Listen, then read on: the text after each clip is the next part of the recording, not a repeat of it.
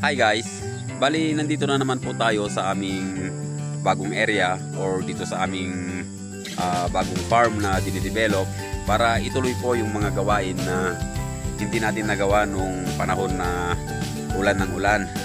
So ayun po, kung makikita nyo ay pinapatag po natin sa may bandang unahan ng ating pabahay ng mga alaga dahil nga kailangan ko po ng panambak dito sa kanyang side.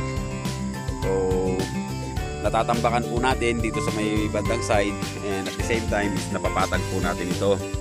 So kailangan ko lang po ng panambak dito kaya naisipan ko na dito na sa malapit kukuha ng panambak para hindi naman masyadong mahirap na i-transport yung kanyang panambak. So ayun nga no, bali nakikita ko po ngayon sa ating ginagawa dahil i-adjust pa kasi natin hanggang sa bandaron.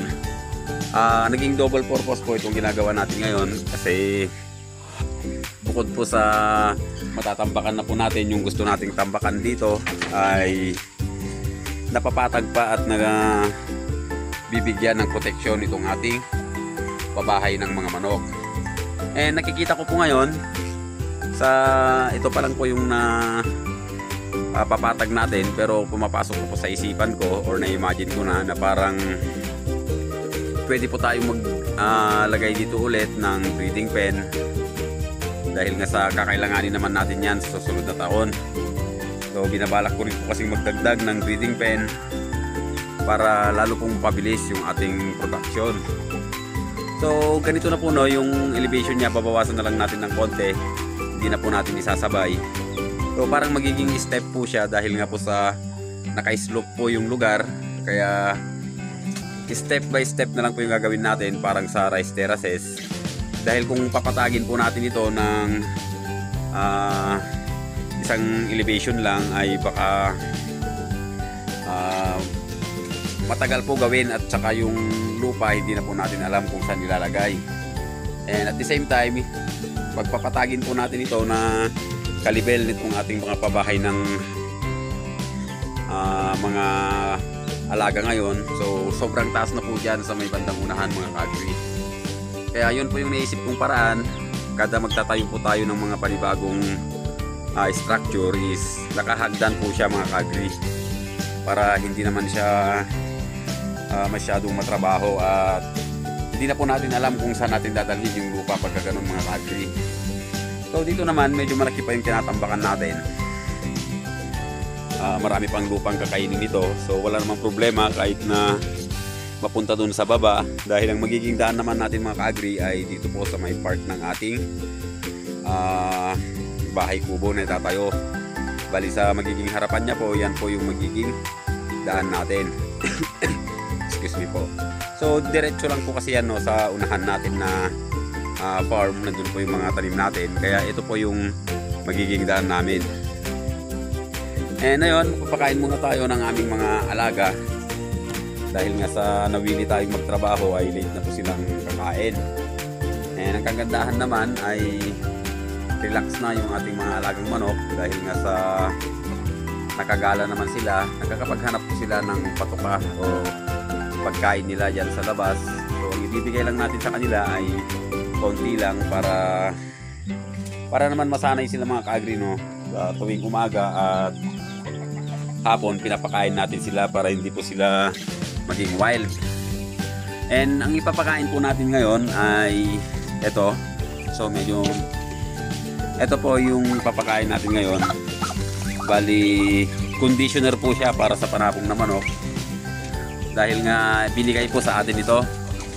So kung mapapansin nyo ay nag-umpisa na siyang magbukbok dahil nga yung nagbigay po sa atin ay dating may agribet. So nagsusupply po siya ng mga feeds, bigas. Kaya lang nagsarado na po siya mga ka-agri dahil nga po sa medyo matumal ang ano ngayon, ang pwesto nila, kaya nagsarado po sila. At ayun, yung mga hindi po nabentang mga produkto nila, so binigay na lang po sa atin to. So kinuha ko na rin, sayang din. Kahit papaano makakatipid tayo ng kahit isang linggo lang sa patukan ng ating mga alaga. So itong ating mga alaga no, na nakagala, hindi natin masyadong pinapakain ng marami. Dito po tayo nag-ano mga kaagri no, sa ating mga nakakulong. So malalaki na po yung sisiw natin. Napakabilis po ng pagbabago ng kanilang katawan mula nung pinalitan natin yung feeds na pinapakain natin sa kanila. So ayan, tinanggal ko na rin po yung inahin dito para makapag-reproduce po siya ulit, para mapabilis yung ating pagpaparami. Kaya tinanggal ko na naman po dahil kaya naman na ng ating mga sisiw yung mga kaagri, yung labig siguro dahil kompleto na yung pakpak. I-update ko lang po kayo no, dito sa ating bagong pisang manok, yung binaba natin nung nakaraan. Bali mayroon po siyang mayroon siyang 11 na sisiw. So yan, hapon na kasi nasa gilid. Yung sisiw niya po mga kaagri is 11. Bali 12 po yung inupukan niyang itlog. Isa lang po yung hindi napisa, kaya napakaganda po ng pagpisa ng manok natin na to. And tumigil po no yung mga manok natin sa pag-iitlog. Dahil na rin po siguro sa laging umuulan nun. At isa na lang yung hinihintay natin na naglilimlim. And hopefully sa mga susunod na araw ay pag-umpisa ulit mag-itlog itong ating mga alaga. So ganoon din dito sa ating mga Muscovy ducks. So 4 po sila dito no, na nakaupo. Bali gusto kong huliin yung 3 or 2 para ikulong muna. At mga 1 linggo siguro tapos paliguan para naman matanggal yung pagka-broody ng ating 2 inahin. So ayan, dumadami na sila. Tapos tignan na rin po natin itong ating mga alagang Muscovy ducks dito, yung mga ducklings na pinapalaki. So ayun, napakaganda po ng feeds talaga na ginagamit natin dahil kita nyo naman yung napakalaking pagbabago nila no mga kaagri. Ayan, napakabilis po nilang lumaki. So yung balahibo po nila is napapalitan na ng yung kulay. And dito sa 7, meron pa rin tayo ditong 7 sa Sabado siguro tatanggalin na rin natin itong inahin or Sunday para ganun din makapag-reproduce ulit. So maswerte tayo dito no, sa mga Muscovy ducks dahil nga hindi sila masyado maselan. At itong mga sisiw natin bukas is magbibigay tayo ng antibacterial. So yung ginagamit ko pala no, sa natin is yung Premoxil. Bumili na ako kanina. Bumili na ako ng 2 para magamit natin bukas. So ito po yung ginagamit ko talaga no, matagal ko nang ginagamit to, Premoxil powder. So sisiw naman sila kaya powder muna yung ginagamit natin. May Premoxil na rin no, na tablet na nabibili. So hindi ko lang alam kung hindi ko pa nagagamit yun mga kaagri. So powder po yung ginagamit natin para mas mabilis gamitin. So ilalagay lang sa tubig, hindi na natin kailangan isa-isahin. So ito lastly, i-update ko na rin po kayo dito sa ating mga game fowl. Hindi pa rin po nangingitlog no itong isa. So madilim na, hapon na rin kasi. Hindi pa rin siya nangingitlog, kaya lang nakikita kong sinasampahan na ng ating rooster. Kaya hiniwalay ko muna yung isa nating inahin.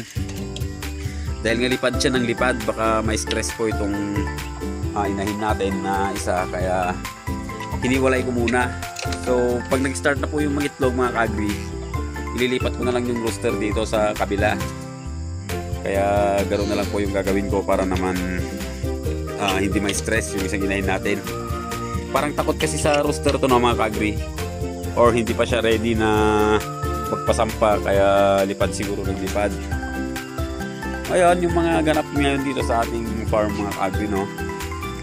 Bali tinutuloy po natin itong ating mga gawain.